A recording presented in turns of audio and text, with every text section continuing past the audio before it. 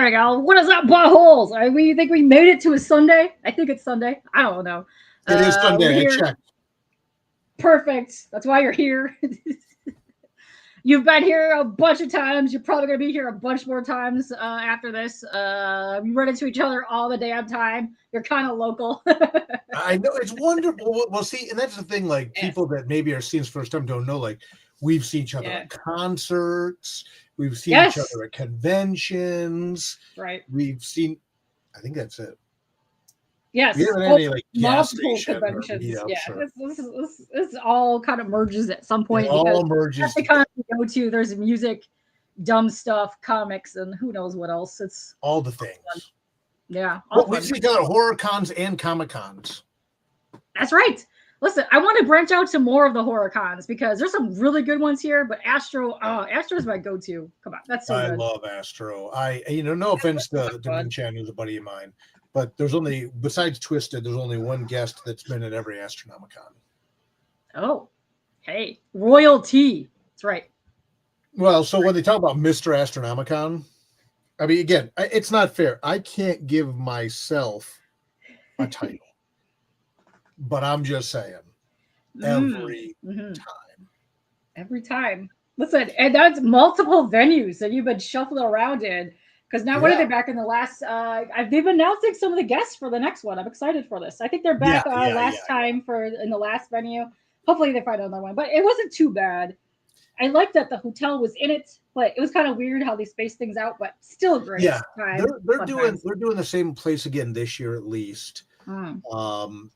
I think last year was a learning year in regards to the layout. I mean, I was in that weird hallway, but it ended up rocking out. But it was interesting. It was an interesting layout. I'm curious to see what Astronomicon does this year. Yes. And listen, we took our greatest photo of all time with you, me, and Jason. That was my gosh. Dumbest, best photo we have ever taken. And happy belated birthday to Jason Moore, who just turned a 90 years young this week. Oh, yes. And also, I saw the news about his mom. So also, hopefully he's doing well. But I just saw Jason at I did my last convention of the year, which I always love closing out my year at Grand Rapids Comic-Con. Yes. Grand Rapids Comic-Con is just a great show run by great people. In fact, I need to email them and tell them thank you. And I was worried this year because there was a conflict with Motor City kind of like booking that weekend. Same time. Yeah. But I'll tell you what, and I can only speak from my own experience. This was, I think, if not my best all-time Grand Rapids Comic-Con. No. It was within $25 of my best. But I think it was whoa. Sweet. It was beast mode. And I was worried because Motor City draws a lot of Motor City has certain loyalty to it. But people, the Grand Rapids Con came out, they represented. Yes. So point being, I got to see Jason there and stuff like that, but that's such a great, that's one of those shows that I think, much like Astronomicon's a good one, Grand Rapids, Cherry Capital Comic-Con up in Traverse City. Michigan is just a wealth of great conventions. People are like, what do you do for shows in Michigan? Like, there's so many good shows in Michigan. You got Grand Rapids, you got Monroe, you got Cherry Capital. I mean, you got Astro. I mean, God, that's they're all so different. They are so different. Now we got 3 Fantastic Cons. I think between here in Ohio, we have 3 now, that's branching out. I like the one that we did in Waterford. That's just for people complain a couple times, but let me tell you, for a brand new con in the middle of nowhere, like last minute, not bad, guys. Not bad. Very cool venue too. And the thing is, the venue is dope. Yeah. And the thing is with Fantasticon, everything's going to suffer in comparison to Fantasticon Toledo, which has just become true beast mode show. Yes. Man. Yeah. Toledo's a town that has at least 4 comic shops at any given time. And again, Fantasticon Toledo is a show I was at the first year. Toledo, I grew up in Toledo. So when I found out years ago that Joe, who I didn't know at the time, was bringing a real Comic-Con to Toledo, I got a hold of him and I said, look, man, I said, that's where I grew up. I would love to be able to see them have a good show there. And him and I, we worked together and collaborated. And really turned that show into something. And Joe's always been very forward about the fact that, I hate to say it because it sounds like I'm bragging, but I'm proud of it. I'm proud that that's something I could do for the town where I grew up, tell Fantastica in Toledo become this amazing show. But then the problem is Toledo's so good, you can't judge the other shows by it. It'd be like judging a Kpop show by New York, right? It's just a different animal. Yes. Did I just compare Fantastica in Toledo to New York? Yeah, I did. So deal with it. I was at the first Toledo Fantasticon and seeing where it came from that compared to the first one in Waterford. Let me tell you, the one in Waterford was way bigger than the first one that was in Toledo. The first Fantastica in Toledo was in the hotel, right? Yeah.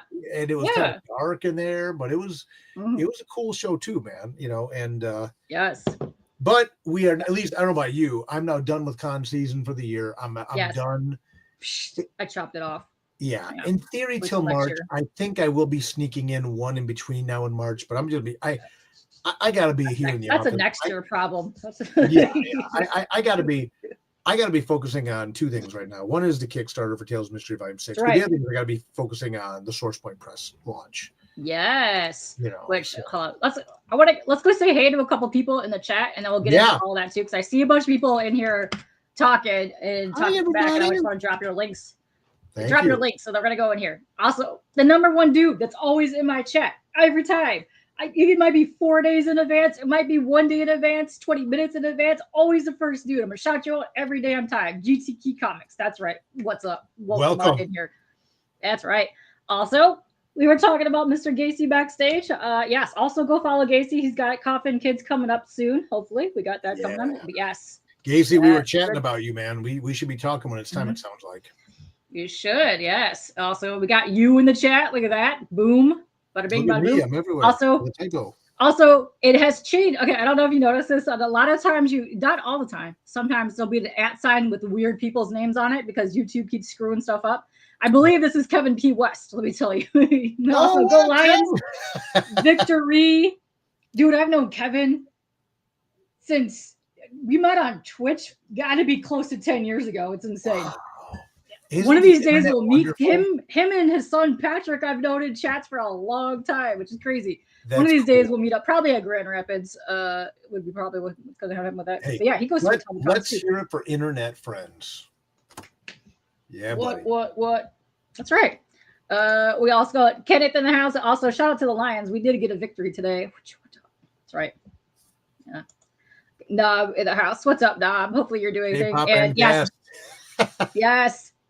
Yes. Also, he saw you do the karaoke at Astro 7. Oh. That was a good Astro. That was a fun one. You know what? I think this year I got away with doing no karaoke at Comic-Con, if I'm not mistaken.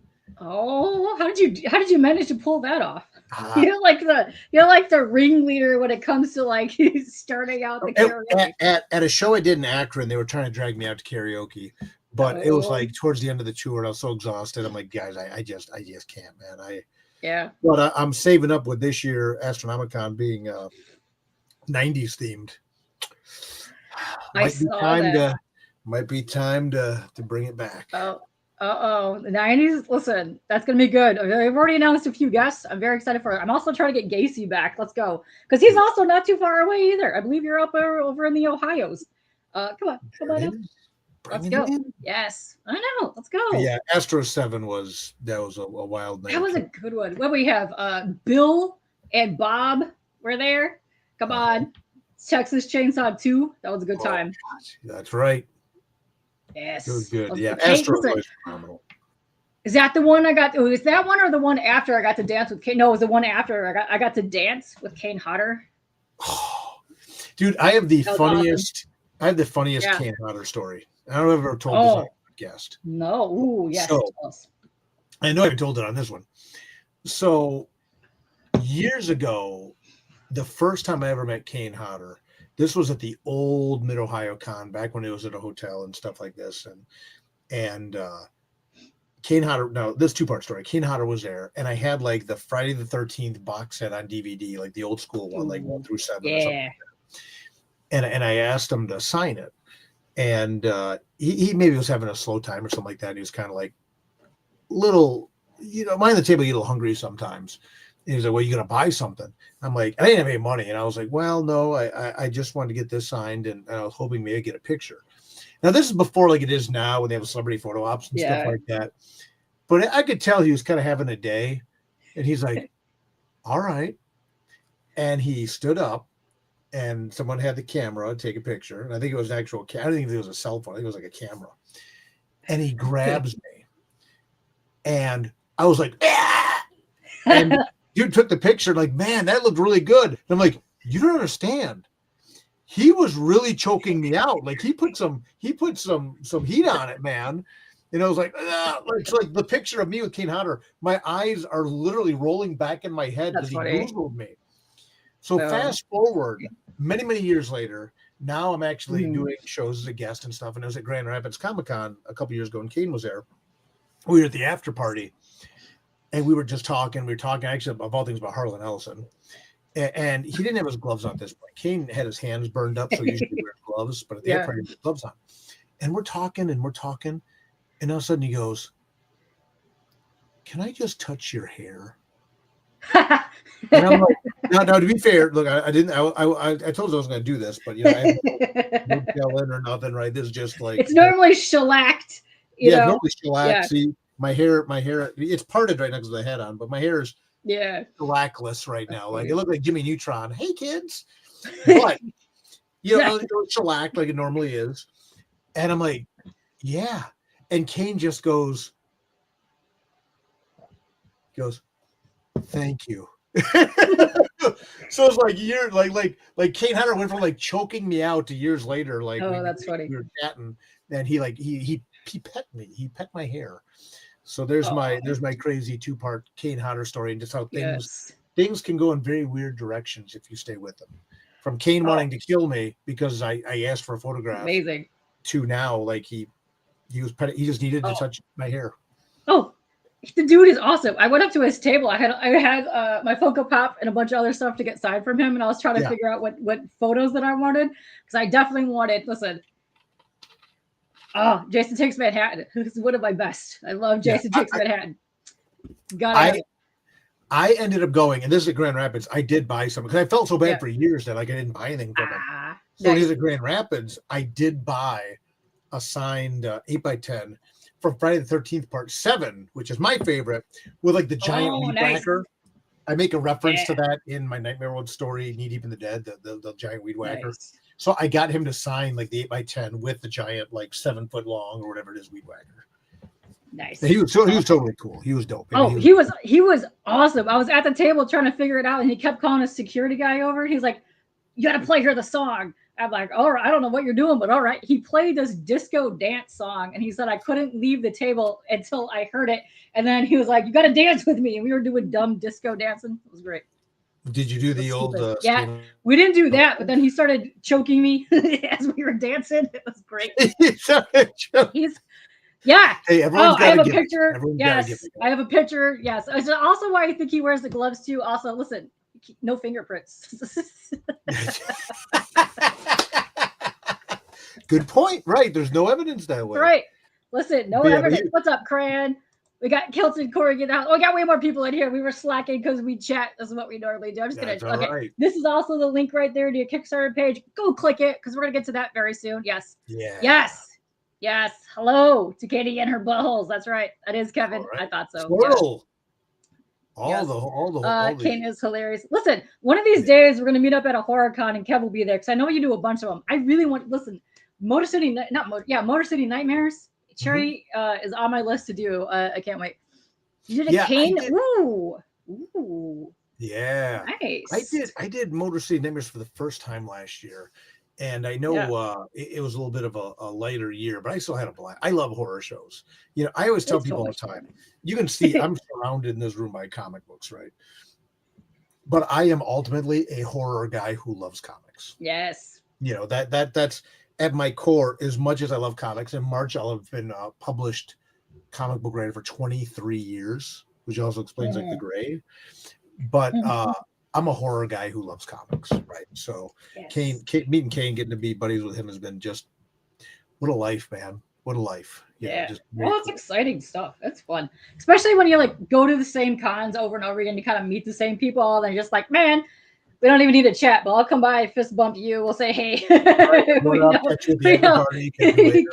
When it gets slow, then you go and chit chat with people, and you're like, oh, there's a new person. Who's this? Yeah, it's always fun. But you end up running some like the same group of people, which was fun because I met a bunch of people that I had on my show at the Fantasticon. They were at the one in Waterford. Yeah.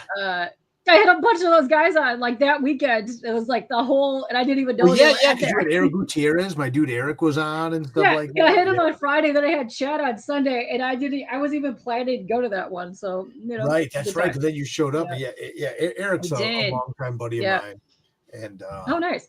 Yeah, he was super stoked that he had to be on the show with you.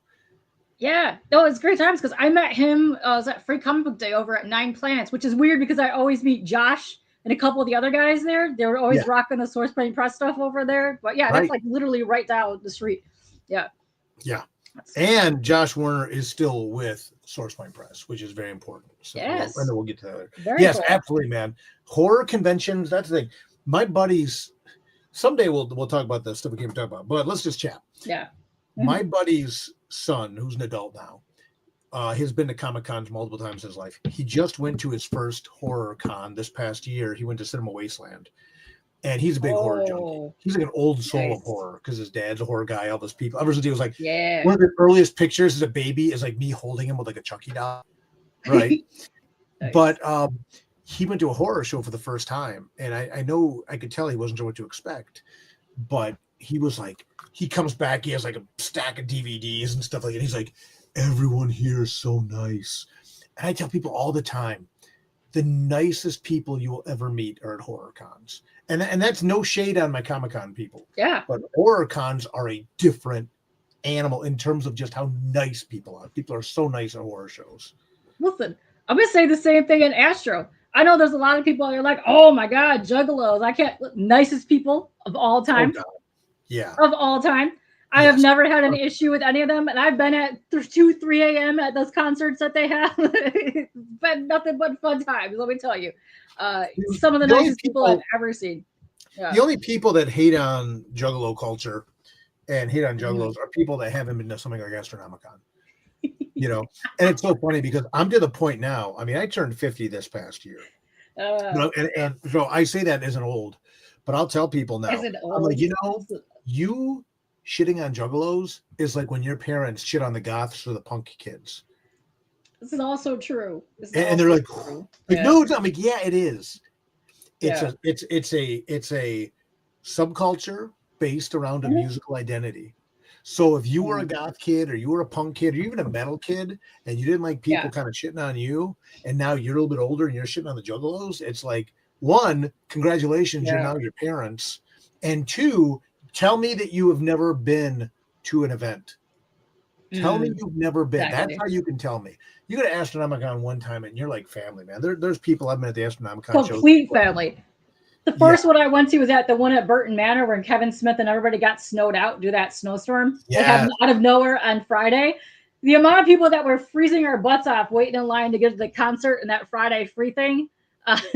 Yes. We did nothing but chat the entire time. And this is hilarious too, because let me tell you, that was out of love. Let me tell you, it was out of love. Right. Oh God. To be fair, I got choked out by a guest, not by an attendee. Like Kane. And for the record, that was at a Comic-Con, not a horror con, where Kane choked me out. If he was at a horror con, he would have been choking anyone out.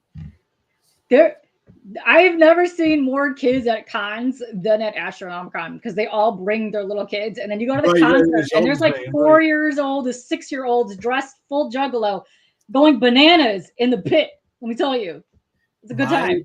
I didn't announce it at the time, but I'll say it now because it passed. My grandma came to Astronomicon one year. Oh, nice. And she was there for a little while. She had in fact, that's the one that I posted a picture with her. She was just at Grand Rapids Comic-Con for her 91st birthday.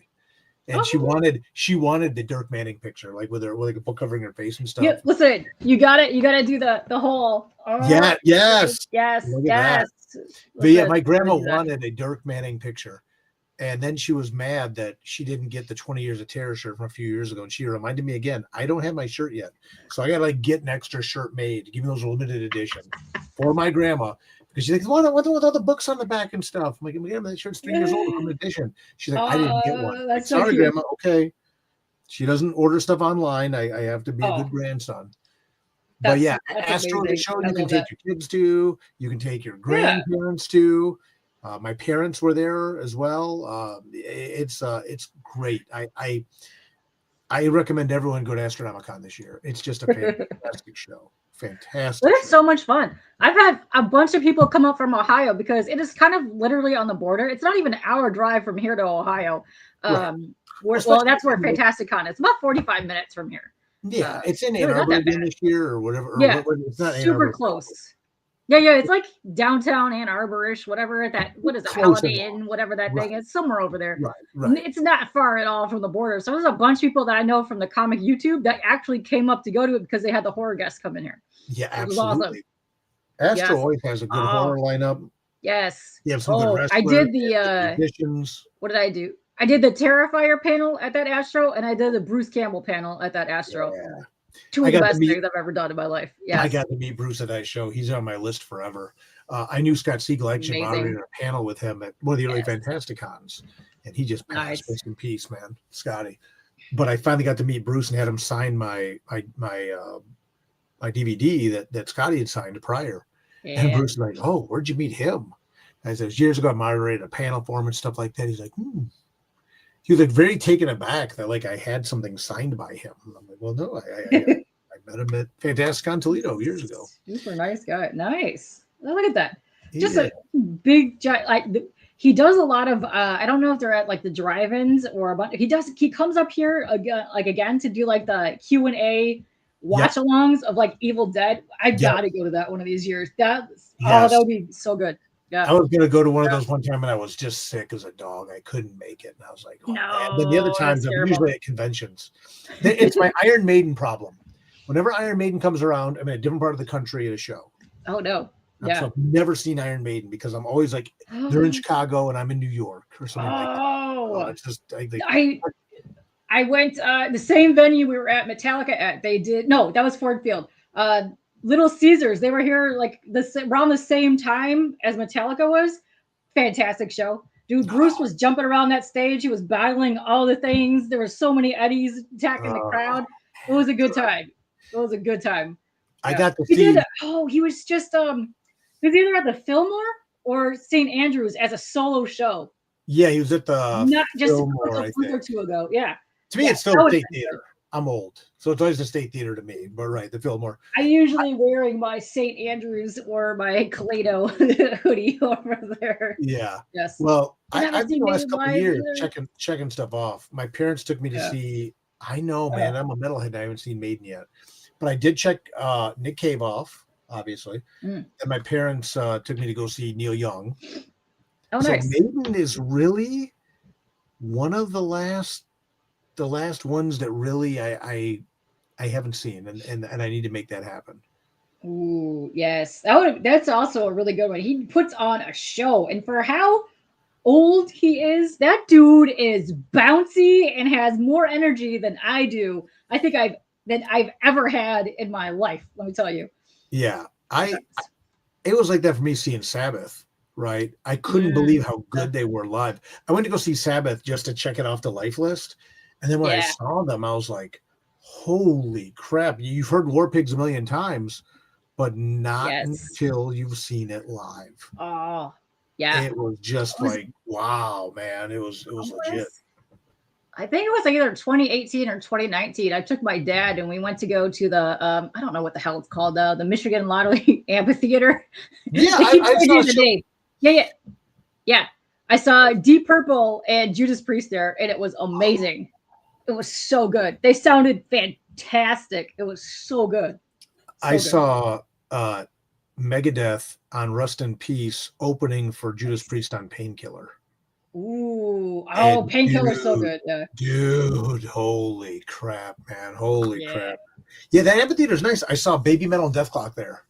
Yes. I wanted to go to that. I was sick that weekend and couldn't make it out there. Oh, see, I would have saw you again. I would saw you at another show. Yeah. I'm notorious. If I'm going to a concert, I tend not to announce it because I want to. I just go as like a civilian. I just go as a fan. And inevitably, like if I run into people, that's awesome.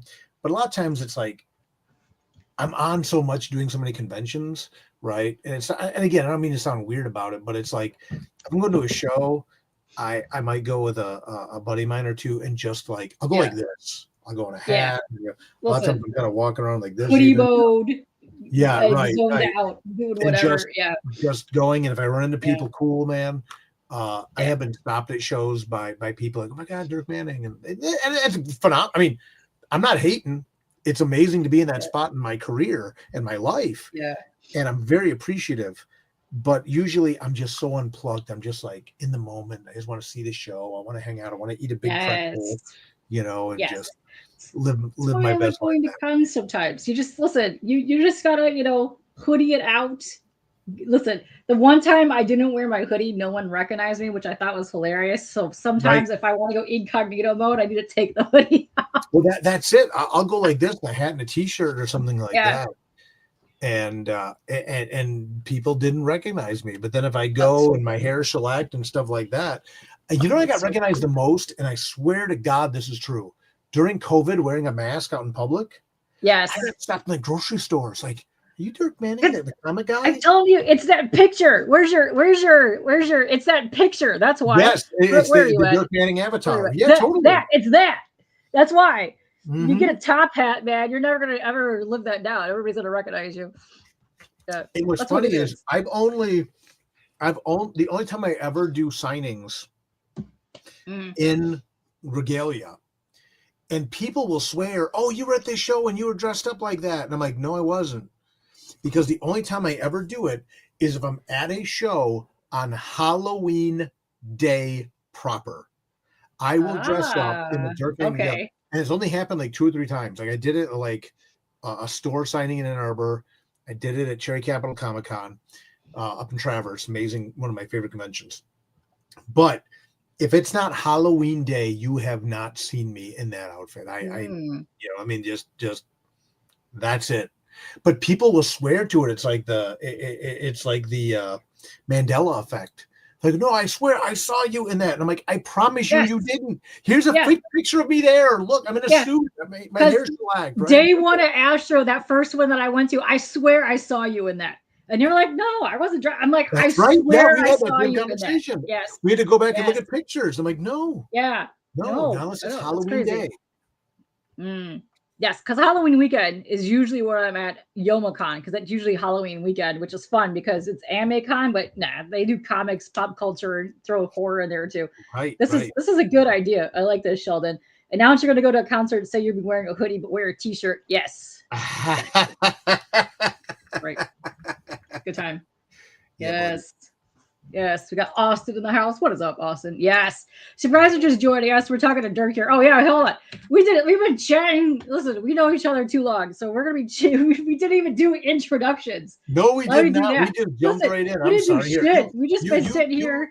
Am I introducing, or what are we doing here? Yes. These buttholes know me. Let's get them to know you. Okay. Tell them who you are. Yes. Hello, everyone. My name is Kpop. You are Kicking It with Kpop. Oh, wait, sorry. Right. No, Dirk Manning, writer, creator of many comic books, including Tales of Mystery, Nightmare World, Love Stories About Death, Hope, Twiztid Haunted-High-Ons. And we are here today. I am talking about SourcePoint Press. I'm talking about this is the weird part. I now serve as publisher at SourcePoint Press. Right. But we're also here talking about we will be talking about my newest book on Kickstarter, Tales of Mystery, Volume 6, Blood for Blood. Fully funded. We're about to unlock our 3rd stretch goal already. Yay. Amazing cover by Mike Chrome. All kinds of vampire goodness. You can check it out at talesofmystery.com. I don't know if we can push the cover up or not. It's amazing cover by Mike Chrome. Oh, I will be going there. I'll go to your. Sorry. All right. Yeah, you got it. You dropped the link. But yeah, either when we're chatting or when we're done, I encourage you to check out the Kickstarter. It's the only way to get the Kickstarter exclusive hardcover edition with all the stretch goals we're going to unlock. And it is you guys do some good hardcovers. Yeah. Thank you. Yeah. And it's a perfect jumping in point for new people. But I also have an I'm New Here pledge where you can get the whole series to date, almost 900 pages of story, free U.S. shipping. We got the cool F Vampires t-shirts you can get. You get a hardcover shirt combo, all kinds of cool stuff. I have not added in yet. All of our Hey, Look, That's Me pledges where you get drawn into the next volume have been taken. Oh. I might add a few more. I might. Oh. You do that, let me know. I have people that back those because they're trying to get backed into as many comic books as possible. Yeah, and it's fun because you can always pick. I always let people pick if you live or die, right? You just want a cameo, or do you want to get killed? No, go out with gloriousness, and then you get to show. Well, some people like to live because that way they can get drawn in again later, right? Yes. So they can do it more than once. True. But listen. Horror books, though, you could come back as a zombie, poltergeist, a bunch of other things down the road. So you can keep changing it up, which is actually pretty fun. Yeah. I did have one person drawn in 3 times. So I had to get real creative about it. But it was fun. It's a fun challenge. Nice. That's good. Yeah, because I know John, who is now Dexter, he does the one where you get your pets drawn in. Yes. That's fun, too. That is cool, too. Yeah, that's a lot of fun. I actually say... for the Hey, Look, That's Me, you can get drawn in, or if you have consent from someone else, or if it's like a gift, right? They can get drawn into the books as well. But yeah, the Hey, Look, That's Me all went away. So I'm probably going to add a few more next week. Well, those are fun. Nice. Yeah. Oh, this is good too. Yes, you can become part of a story where you're now looking for your long lost, siblings. And you don't know that they have perished in. I almost had to do that one time where it ends up that the person was going to be the twin of the person that got killed previously, and we found another way to work it out. But I did almost do that. Nice. Yeah. Oh my gosh! Hold on. If I do up there, that's all the hardcovers of all my books because my hardcovers are Kickstarter exclusive. Yeah. You get them when the campaign runs, and then that's it. Once the campaign ends, no more hardcovers. But this is the one we did. They're really good. This is when we did the Tales of Mystery Volume 5. That sweet Cthulhu cover. Yeah. Lang. Super awesome. The hardcover, once the campaign ends, we print to order, and that's it. Yeah, there's some good ones because I have the Love and Death, and then I have the red leather one. Yes, that one. Yes. And then one other one. I picked up one of the hardcovers. I think the Haunted-High-Ons. Haunted-High-Ons. I think I grabbed one of those. Yeah. That one. Yes, that one. Red leather bound with red gilded. That is so good. Yeah. Yeah, super pretty. Thank you. Yeah, this one, after we unlock this next stretch goal, everyone will get a book plate double signed with a remarked sketch from the illustrator Austin McKinley. And after this, we're moving into bonus stories. Kind of like that one. Kind of like that, yeah. Kind of like that one. Wait. Yes. Was also, oh my gosh, I can't flick things. There it is. There you go. Because that's the cover that he did. But yes, signed by both you guys. Yes. But yeah, he comes up to Monroe a lot. So that's how we always run into him over there. Because he's also been at Astro a bunch of times too. He was Astro. He's at Monroe almost every year. James O'Barr, again, The Crow is one of the first comics I ever read. And get to become friends with him over the years. So if you get the I'm New Here, you get volume 6, which is the new one, and hardcover. You get the omnibus. There you go. There's that one. The omnibus of the first 4, which, by the way, can I just say, look at that lineup of covers on the first 4. You got Riley Rossmo, Eric Powell, Jason Pearson, may he rest in peace. Oh, nice. Ben Templesmith, then Richard Lang, Tentacles and Teeth. And then on this one, we got Mike freaking Chrome from Lady Death fame. Gorgeous cover. Yes. Gorgeous cover. Super. Yeah. Here, let me I got the thing. One of the covers there. Look at that. Ooh. Look at that cover. Yes. I'll tell you what, man. Mike understood the assignment. And you don't have a character like the Vampire Queen without putting her on the cover. And I told Mike, have a sexy Vampire Queen on a cover. I said, here's what I got in mind, man. And he just nailed it. And the red background just I like you get the book and hardcovers by backing the campaign. I like it because it's got the red, like you associate with vampires, but then you got this moody, purpley, blurply blues happening, which I like down with it. It's funny when I talked to Mike and the colorist he had in mind, I let him pick his own colorist because he knows his stuff.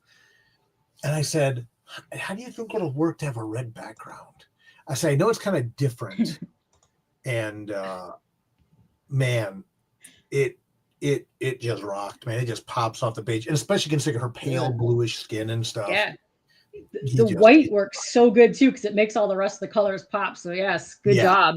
Yeah. Mike, I bought the original art of that cover. Oh yeah, the original art's over here in my office. Well, what's cool too is when you see this, it almost looks like it should be 3D.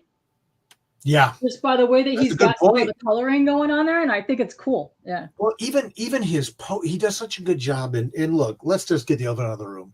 It's a sexier cover, right? I think before this, the closest thing I ever came was when we did Love Stories with the Nia Rufino cover. And I'm very particular about. I don't do the types of covers some people do on Kickstarters. I just don't. I know you can make a lot more money that way, but this is not my jam. Yeah. Right? No, you go with cool, awesome stuff. But yeah, this one fits though. It fits with the vampire babe. Yes. That's what, and that's what I said. You can't have this character and not put her on the cover. And especially with Mike drawing it. Again, lifeless moment for me, and he nailed it. And it's so tasteful, but it's also kind of spicy, kind of sexy. In a I'm going to kill you way. You know. Yes, it is. That's what I was going to say. It's sexy, but not overly sexy. You know, to the point where you need to shield your eyes if somebody else walks in the room. You're like, no, look at that. But it's perfectly tasteful. So I like it. It's sexy, but not sexual. If that kind of makes sense. Yes. No, it works perfectly because she's a babe, but also she's kicking ass. Yeah, and about to kill Mr. Rhee. So it just it's all on track. It's funny, Austin, the illustrator on the book, when Mike drew without shoes, he's like, man, I got to go back and take out her shoes. He goes, because why would she wear shoes? So just she's in a graveyard having fun. Killing Mr. Rhee, everybody wins. Yeah, you know how hard it is to wear heels and you're walking on soil. No, well, that too. Right, exactly. No, let your feet touch the grass. Yeah, she'll be stuck somewhere in a swamp area. Yeah, no, you don't need any of that. Oh, there she is. Yeah. There she is, right there.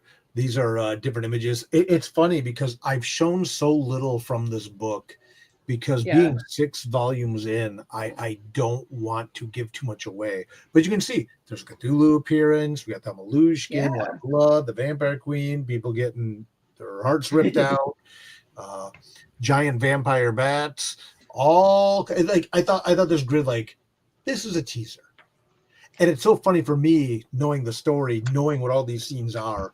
But I just wanted to give people just a taste of what they're getting into, because this is the vampire volume. This is the setup on this story is Mr. Rhee's a magician, and he is suddenly charged with protecting a potentially divine stranger from the vampire queen and her brood, who believe that his blood may give them true immortality. Nice. Go. And it's almost like the horror movie. It's almost like the action movie, like The Raid, but in horror. The Raid is awesome. I still need to watch part 2, but that movie is dope. It's so good. I even watched The Raid 3, aka Dread. But anyway. So good. But yeah, it's like a horror movie version of The Raid. They're trapped in this building. There's vampires all over the place. Yes. And go, right? Pedal to metal action. Some good humor, but also a lot of dread in this one. This is a pretty heavy volume. Sweet. I like it. I love all that. And I like this comment from Nam earlier, because we do every year we host Asian American Heritage Month, AAPI month. And he goes in and goes, Mr. Rhee, it sounds like a Korean name. Well, it's funny. I don't want to. Yes, Mr. Rhee is obviously not his real name. It's a name he gave him. Mr. Rhee. But there actually is a really cool Asian American character in this volume who I don't want to give too much away, but I'll say he's kind of like I don't want to say cowboyish wouldn't be the right term, but he has a very interesting pistol. Interesting. And that's something I have not talked about at all yet. But he has a very interesting pistol, and I'll leave it at that. It's an old West gun, and some pretty exciting things happen when he gets the gun out. Yes, and like Sheldon coming in here, true. Boobs isn't everything. No, money isn't everything. Yes, listen. We also got a swing. Yeah, and also I want to say swing on the Vampire Queen. I mean, it won't last long, but swing while you can swing. That's right. I also I want to point this out to Jeff because Jeff is a huge Frazetta, but also Vampirella fan. And I'm going to shout this out since you just popped back in here. I'm going to show you the cover. Okay, you need to see the cover. Yeah, I think this is right around your alley. Boom! There you go. A lot of Frazetta going on here. A lot of Frazetta. He's actually knows Sarah and them. He goes down to the museum a lot. He actually knows the family. So yeah, he's a cool dude. What's up, Jeff? My good friend in real life. This is not a rib, not a joke. Yeah. James Bond, that's his name. James Bond wrote a definitive book on Frazetta, and he knows the family and stuff as well. And, James, a real good dude, did a really cool book, the Frazetta bibliography. So worth it. Yeah, fair. That's right. That's fair. And I'm not gonna. No, there's no shame. No shame in that game. Let's see. I don't have a link to that, and you're not a mod, so that you wouldn't be able to actually post anything or any of that stuff. But I know I want to talk to you. I know you're in my DMs.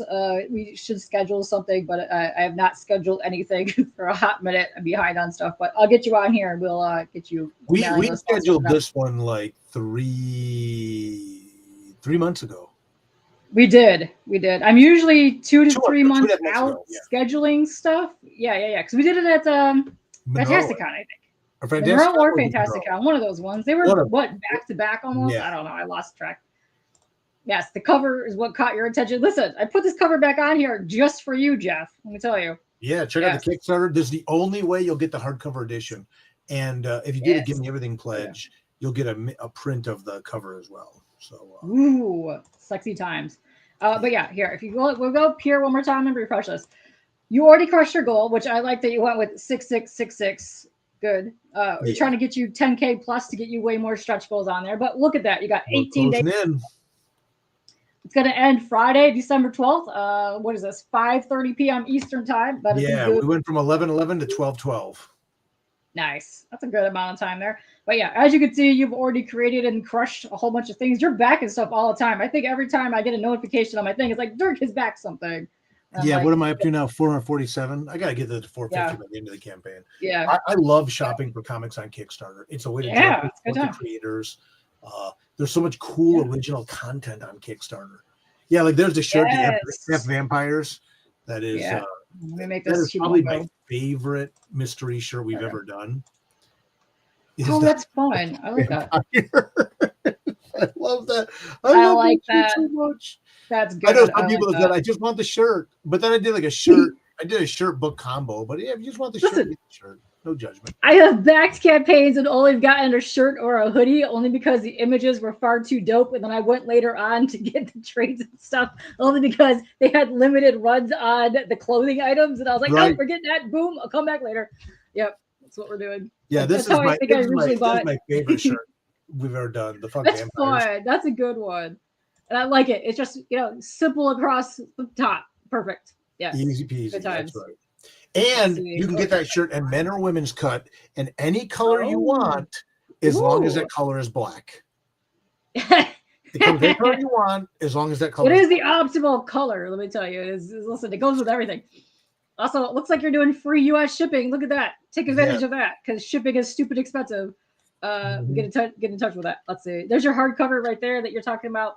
$40. That's a pretty good deal for a hardcover volume. Yeah, and the book's going to be well over 120 pages, so it's like over 6 issues of content. Free U.S. shipping, and as long as you get the hardcover, any pledge with the hardcover gets all the stretch goals. Sweet. And then here you go. There's the I'm New Here. This is the one you were talking about. You get all of the venues as well. Almost 900 pages of story. You can just jump in. It's a lot of reading material. Yes. Because look, you get in the Omni for 1 through 4, then you get volume 5, and then volume 6 of hardcover. Oh, nice. That's a lot. That's cool. It is. And for $85 for your shipping, you just get everything. You get all the stretch goals. Nice. Oh, this next one I'm so excited about. This is so dumb, but I love it so much. I like this. Def Leppard fan 87. Dirk's wearing a hat. Oh my God. Listen, that's right. It's Sunday night. We're just chilling. I'm wearing a hat. I do have my hairs here. It's just not done up. See, it's all floofy. No, it is bullshit Sunday nights. Listen, we're going boom. We don't need to be all fancified today. Hell no. That's right. See. That's right, Jeff. You might have to pick up the hardcover. That's right. I think Dude, you do. I would at least get that hardcover. Yeah, totally. Yes, because the hardcovers we do not print the hardcover again. Yes. Yeah. That's all you need. Listen, 99% of my wardrobe is darkness. That's right.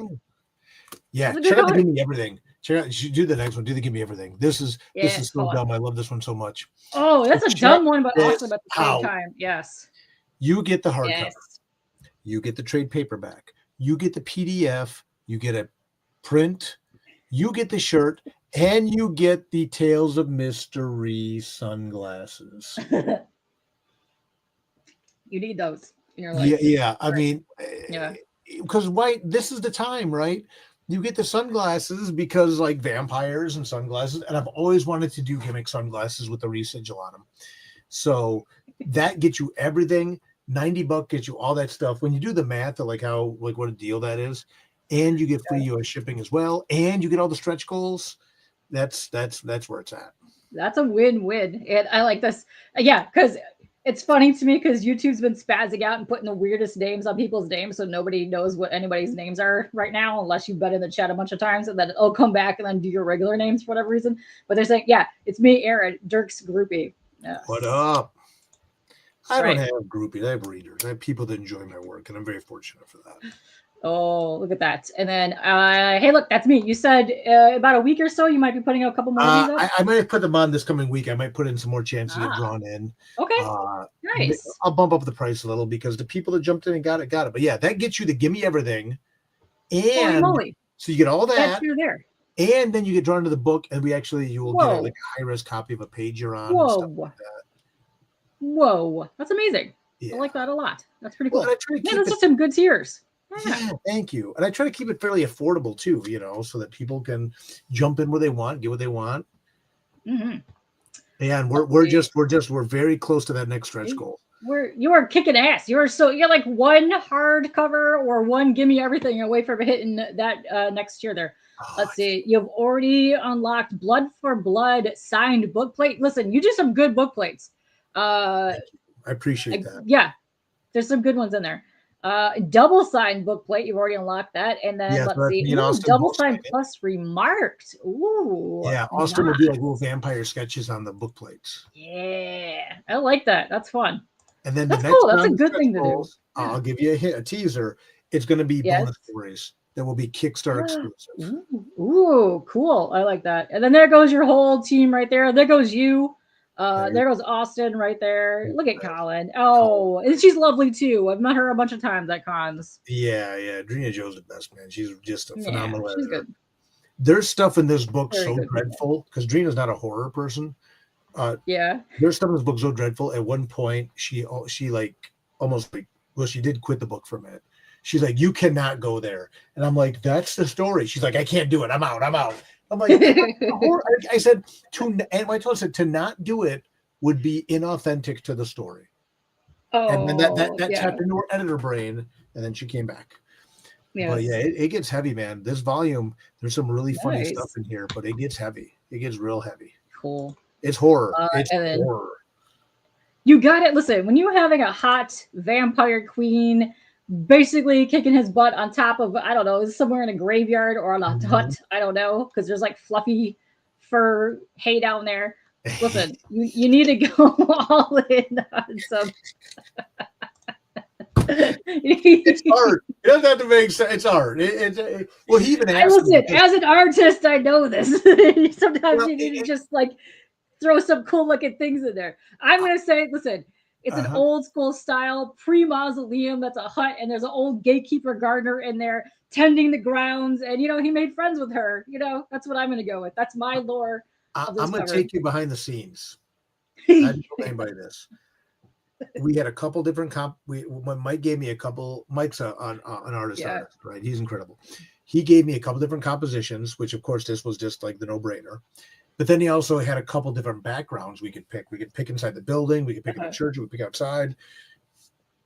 And the story doesn't take place in a cemetery. It takes place in an office building, of all things, like the skyscraper. But I was like, it's a cover. Dude, because I said I want the idea of him framing it with a moon like he did. And that's what I said. That's where I came up with the idea of like, could we try it in red? Yes, and then once they colored it in red, there was no other need for any other color. I'm like, that's it. Oh, that's perfect. Good. It just pops, man. It's a blood moon on top of blood the moon, night blood sky. to blood. Perfect. Yeah. Oh man, and I'm not big on blood in comics, but there's a lot of blood in this one, and figuratively and literally. Very nice. I like it. Listen, when you have a vampire horror novel that's happening, listen, I watched Blade the other day. There it is. I don't think you could have put any more blood in that movie. Yeah. And one of my favorite movies, not just horror movies, one of my favorite movies of all time is Let the Right One In. Okay. Yes. It's a Swedish vampire movie, and it's one of those things where I didn't think you could do anything new with a vampire story, and then they did it. And I've been on a kick lately. I mean, I think we're living in a golden age of horror movies right now, where so many movies are genuinely like dreadful and heavy, whether it be like Heredity or Bring Her Back or When Evil Lurks, right? We're just, and I'm going deep into my horror spot for a second, but we're just in a spot where so many horror movies are truly so heavy and horrific right now, and I love it. Yeah. And we're just to that point in the series. You know, we're 2 stories into Act 2, and people say, "Well, how long's mystery going to go?" And I say, "I'm not going to tell you, but I will tell you, if you're familiar with conventional storytelling, we're at the second part of Act 2. Do the math a little bit. People can start to figure it out. But we're at that part of the story. When you think of like Star Wars, like towards the end of Empire Strikes Back, the villain like chops off the hero's hand and says, "I banged your mom." Right? Basically, that's the whole premise. That's it. He chops it up and says, "By the way, I banged your mom."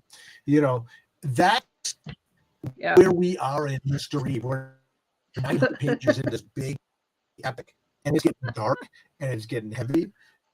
Old school readers, we're throwing back to Nightmare World right now too. Some Nightmare World stuff's coming up. But it's an honor to be able to be this deep in the series, but also still it's fun to write a story that, you know, someone said earlier in the chat, I really like that cover. You can jump right in here and know what's going on within 5 pages. That's my thing. Nice. Any book I write, you can jump in within 5 pages. You'll know everything you need to know. Now, you do the I'm new here, you get the whole series. Awesome. You got everything, and you'll catch some of the references even more. But within 5 pages, you know it's shaking. And I was gonna say they cover, and Mike Chrome crushing it on the textures on the shirt and stuff too. Yes. But yeah, so once again, you probably did some more now or later, but the 275 is not only the cameo, but you're getting the everything. Give me everything. Everything. Which is I'll just put it out there. In the next day or two, I'm going to pop up a few more. Hey, look, that's me. I might bump up the price just a smidge because I want to honor the fact that some people got it early. But also, I want to unlock more stretch goals. And then there's the Source Point Press banner, which is other big news. Look at that. There is the Source Point Press banner, and look at all of these dudes here. Listen, that's right. See, lots of friends on the show.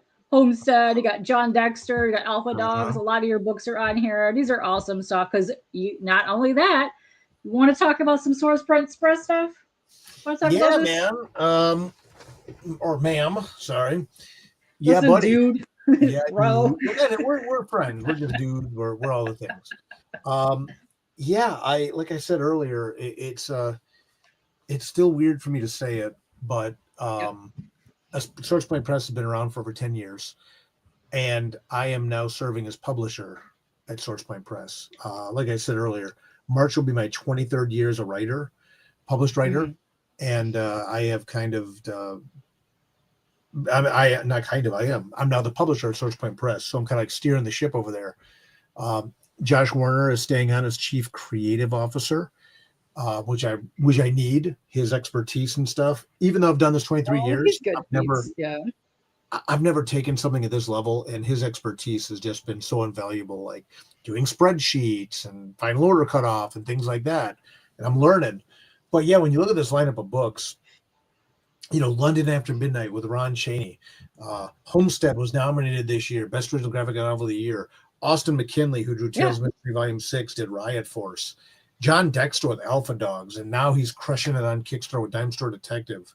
Yeah. The last one over there, RSVP ESP, that's Josh Malerman's first ever graphic novel that's coming out through SourcePoint Press. Right. Josh Malerman wrote Bird Box, became a cultural phenomenon.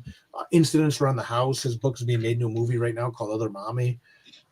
He's just killing the game in horror, and his first graphic novel's coming out through us.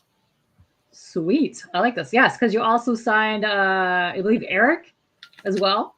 Eric Gutierrez, Max the Inebriated Rabbit, is going to be coming out through us.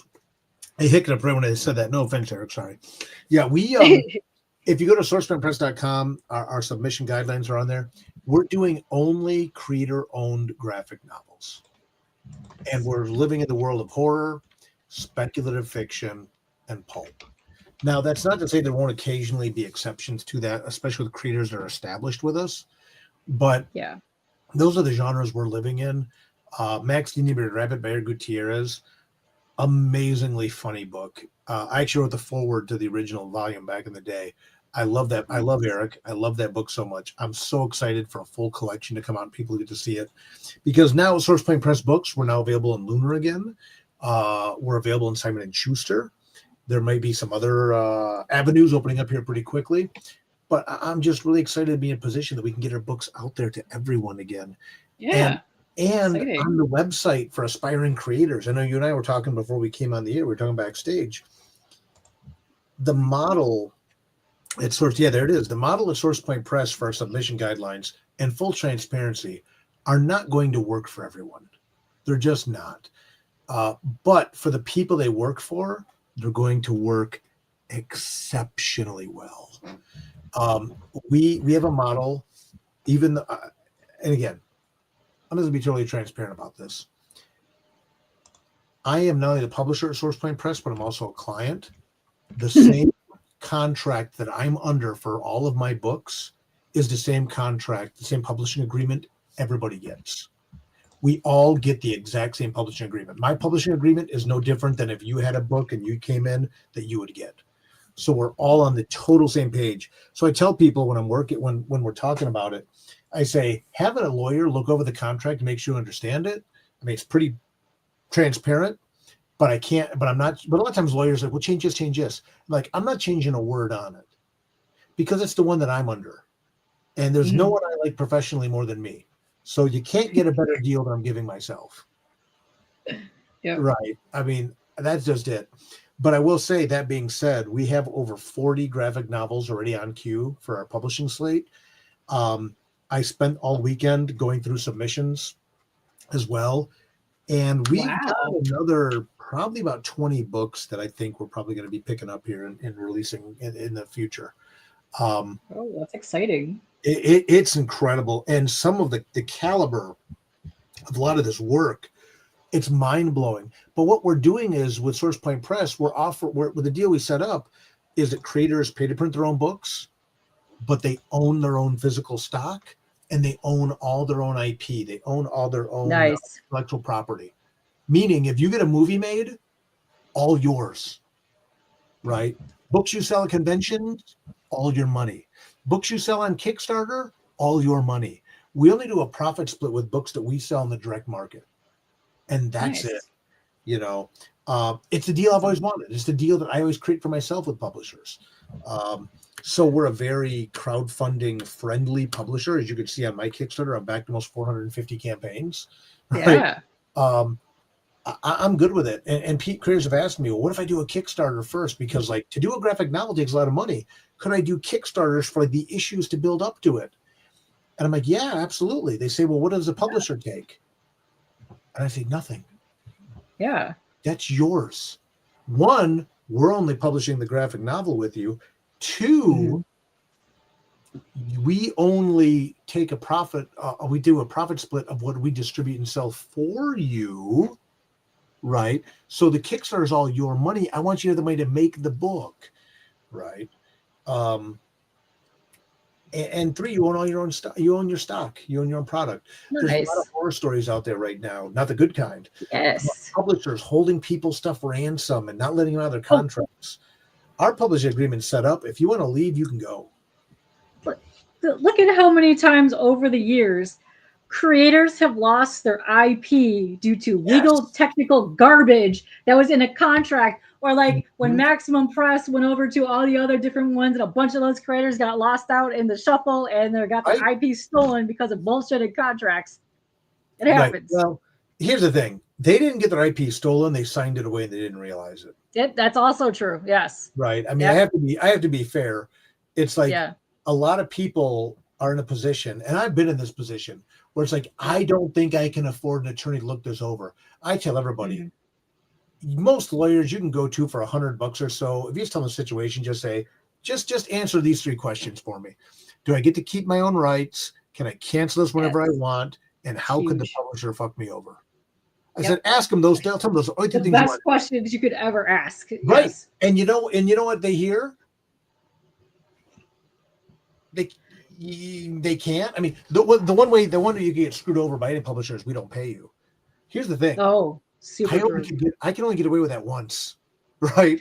Like if you get an order for, like, let's just call it 400 graphic novels.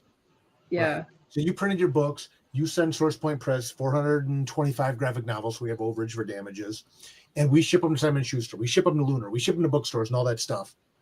And then for some reason, I just keep the money. 1, word's going to get real fast. And 2, I can never pull that a second time. And 3, I've been in this game 23 years and I'm a creator, and I've had publishers try to screw me over. I'm not going to do it. I'm not going to burn my rep. I'm not going to burn the publisher's rep, and I'm not going to be an asshole. There's no book that's going to sell so much money that I'm going to say I'm going to keep the profit and then just get out of the game, because I would have to get out of the game if I did that.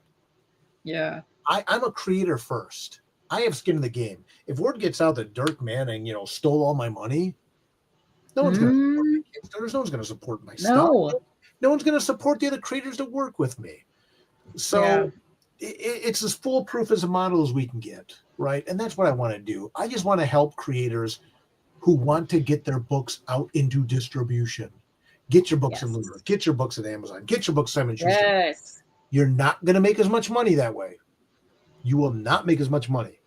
But if you know how to utilize those opportunities to build your platform and build your brand and build your awareness, then you can start printing more books. You can get your unit price cheaper. Then you make more money all around. Those are the creators that this works for. But you got to be willing to get out there and bust your ass and do the work and understand the economics.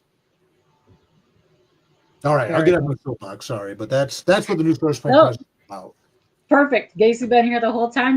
Submission link. Yes. Listen, we were talking backstage. Yes. I think I might have a couple other guys I might have to send your way too that I know are getting ready to do some graphic novel stuff. So. And I put in the submission guidelines. Read them. They're offensively transparent. I tell people, if you don't hear back from us in 30 days, it just means it's not the right fit for us. I probably can't keep this up forever. But right now, for the time being, every single person that submitted, I've gotten back to them. Now, again, I'm not saying that to get kudos, because I probably can't do that forever. But right now, I'm trying to do that because, my goodness, there's good stuff out there. I had a woman submit her manga to us. It's like a horror manga, and I'm a huge Junji fan. And and I'm not saying her book's like Junji Ito. It's not. But I'm like, could SourcePoint do a manga? Why not? Yeah. Right? Can we do a digest? Why not? Our deal is comics with a sharp edge, right? Shout out to that comic girl. When I did the interview there in Baltimore, that kind of tagline came out. But we just want cutting edge creator-owned comics that are horror, speculative fiction, or pulp. If it's a manga, Cool, man. If it's black and white, if it works for the book, cool. Damnation of Charlie Wormwood by Dr. Christy Blanche is coming out. It's black and white.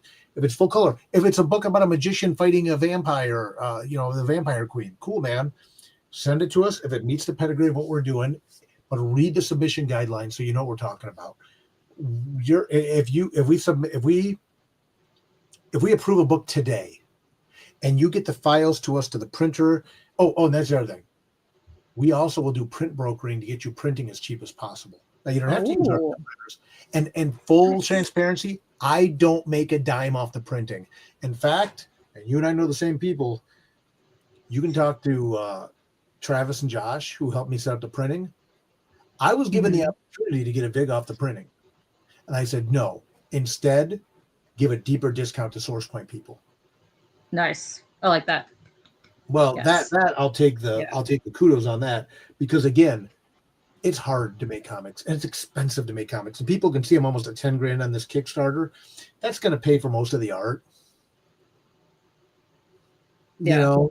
But the long game is selling the book at conventions, selling it in bookstores, things like that. Yeah. But I'm not sitting here on a stack of $10,000. I'm sitting here with a $10,000 bill to pay. Then I got to print the books. Then I got to ship the books. Which, by the way, I'm shipping them to you for free in the U.S. That's right. This is a pay it forward game. It's a really cool thing, and also, I don't think a lot of people realize too. Like when they see a $10,000 goal, or that's what they hit, they're like, "Oh my God, you made 10 grand." Listen, you're either going to be over that and spending, or you're just breaking even. Maybe make $20 on that 10 grand, do all everything on there. Plus, by the time you go to ship your books, it has probably gone up in price to ship something. Even if you're using pirate ship. Insane right now. So, oh my gosh, I mailed 5 packages out. I think I'm about $100 into shipping right now. 2 went to Canada, the rest were in the States. It was ridiculous because you're on holiday rate times right now, man. Shipping is stupid right now. No, it's ridiculous. Yeah. The average profit on a Kickstarter is between 10 and 20%. Yes. Yeah. And that's if you're lucky. And because Kickstarter takes a cut, you got to pay to print, you got to pay to ship, you got to pay for the extras. Yeah. And again, I'm extremely fortunate to be doing what I'm doing, right? Kickstarter helps it possible, makes it possible for me to do these books the way I want to do them. But it's not like we're sitting on a ton of money, right? This just literally kickstarts making the book possible and making it that I can give you a cool hardcover with gilded pages. Those are awesome. Or that I can pay Mike Crone to do a really dope cover, or I can pay Austin McKinley, who's an amazing artist, to do stuff like that. Yes, that's the name of the game. Which is why it's wonderful that when people support these Kickstarters and buy these books directly, that's where the creative team gets the most oomph out of it. That's where we get the biggest cut out of it. And that's why when you look at my Kickstarter campaign, you'll see I backed almost 450 campaigns. Yep. Because that's me paying it forward to the creators. Yeah. That's me going out there and helping literally put my money where my mouth is and back other creators and doing cool stuff. Just on Kickstarter, I think I'm at to 150. That's awesome. Yeah. Awesome. And I had to stop backing over the last year, but I've backed everything from Comics One app, which is a new place. I don't know about them. They're out of Australia. They're interesting. Yeah. It's digital only, but they did their first physical campaign. But they are going to be doing print to order, but to mail from Australia. Oh, wow. That's interesting. I backed on Zoop. I backed on Fumet Comic, Indiegogo. Listen, you name it, I backed pretty much everywhere. Yeah. No, that's awesome. Well, you're a supporter, and I appreciate what you do for comics so much. Even taking the time for us to chop it up on a Sunday night. Yeah. That's like, you could be doing 300 pounds of laundry right now. But we're maybe I am. No one knows. Maybe people. Exactly. Yeah, exactly. Oh, did I leave my towels in there? I don't know. We'll have to see. But yes, no, that's funny. But also, I want to say too, is I think a lot of people, when they have their own comic and they go to do like a Kickstarter, they're like trying and they want to get eventually published. Yes. I don't think the people, when they get that done for the first time, realize that they will make you still do a Kickstarter or a campaign running, because that's a way to get people on your books. And it's almost like a pre-order, but they still make you do campaigning. Yes. Well, that's it. And that's why SourcePoint Press, we're a very crowdfund friendly, and I've told all the creators, I said, if you're doing a Kickstarter, make sure to put a retailer pledge in there too, and give it to the wholesale so they can get it directly that way. But it does. It again, a lot of times I go shopping for independent comics on Kickstarter. I just look around and I see, oh, this looks cool. And maybe I'm only buying the digital. One of the things I did on this campaign, and I should have done it up front, is I had a couple people email me right away and said, I'm new to this series. Can I get the whole thing digitally? I'm like, duh, of course. I'm sorry. So I did all digital everything. You can get the whole series digital, right? Or buy the physical edition, buy the cool limited edition, get the shirt, do those things. Yeah. But I've discovered so many amazing comics and so many creators this way.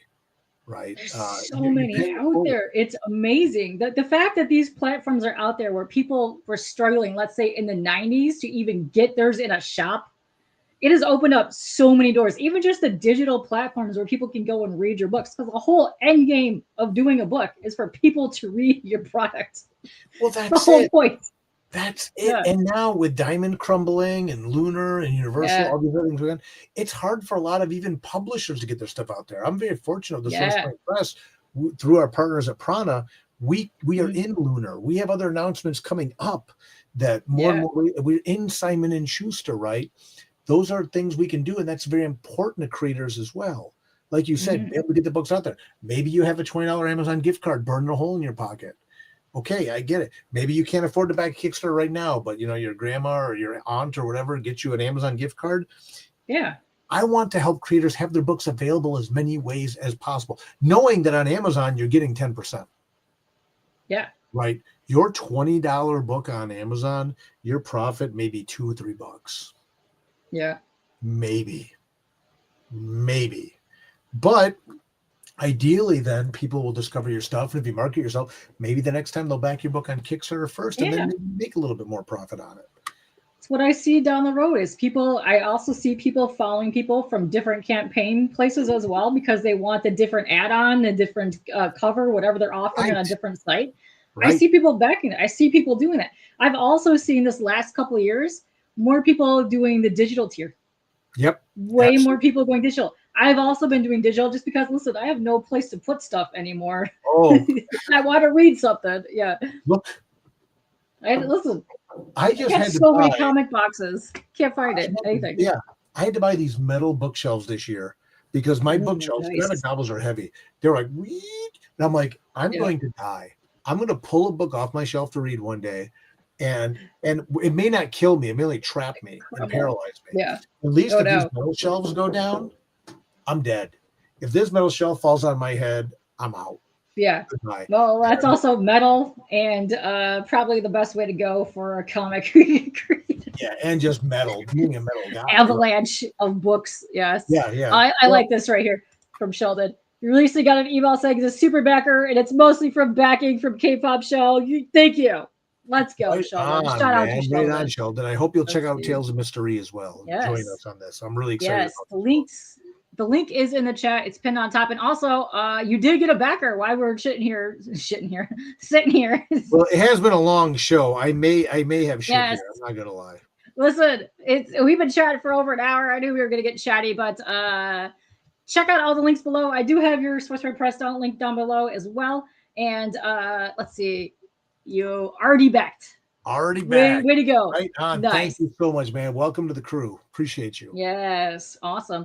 And I'm going to go see if there's anybody live right now that we could go send you guys to raid-wise. Let's see. Because I don't think Angela has links up for that yet. Who's up and running right now? Kickstarter, Time Store Detective is running live right now. Oh yes, no, I mean like a seasons to raid somebody. Wrapped up. I know you talked to Mandor. His campaign is wrapped up. He's coming out. He's got his books coming out through Source Point Press. Super excited about that. Oh, here. Let me take you to Pete. Pete is doing his comic book auction right now, so I'll take you guys to Pete for the raid there. But I'm also going to link you guys to Jay and Angela. They're over there watching sumo. This is what I normally hang in. So we're watching a bunch of comic nerds watch sumo streams. So.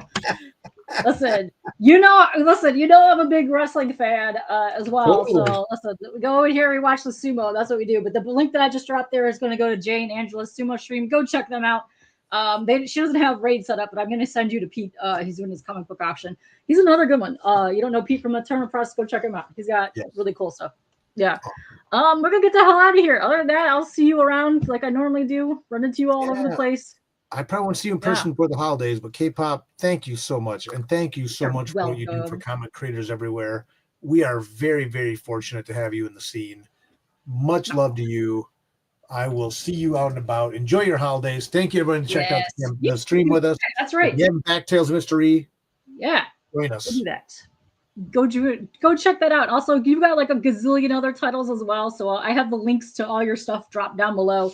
Go check out all this stuff. He's got some cool shit. We're gonna get the hell out of here. I'm tired. I'm rambling. I don't know what I'm doing, but thanks for coming on here again, Dirk. We're gonna get the hell out of here. Oh, so happy Thanksgiving to everybody. Have fun with that. Happy holidays to those who celebrate. Thanks, everybody. All right, we're gonna go out here. Just go eat some yummy food too. But I could also use